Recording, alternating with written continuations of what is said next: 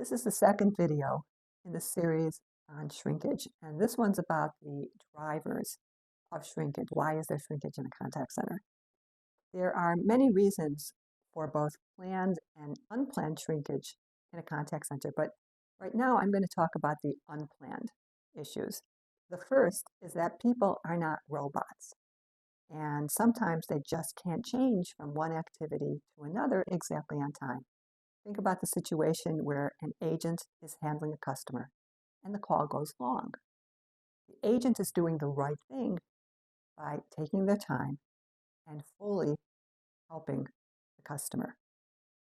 A second cause of shrinkage is that there may be a team meeting, a training session, and the session ends exactly on time, but the agent is not given enough time to get back to their desk and set up in order to take calls again. A third, somewhat common reason for shrinkage is that public transportation isn't exactly on time. So no matter what the agent does, they're not going to be able to get there at their scheduled start time. And sure, the agent could get there 45 minutes early, but it's not realistic to expect that from an employee. A fourth cause for shrinkage is when an agent asks for a day off, is turned down, and then calls in sick because they really needed that day off.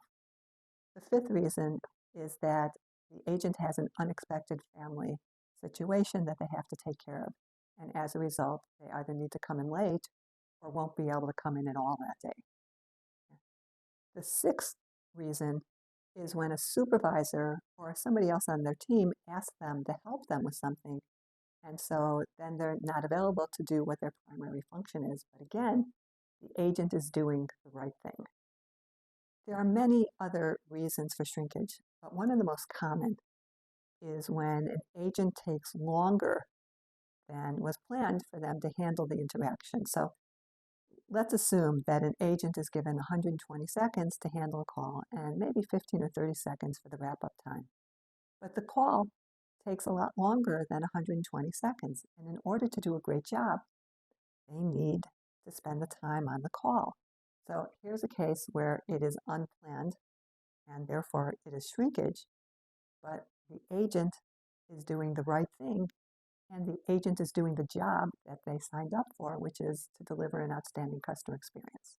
What should be clear is that schedule adherence is a pure productivity metric and not a good KPI for contact centers because it hurts the culture, it hurts the customer experience, and in many cases, it drives agent attrition.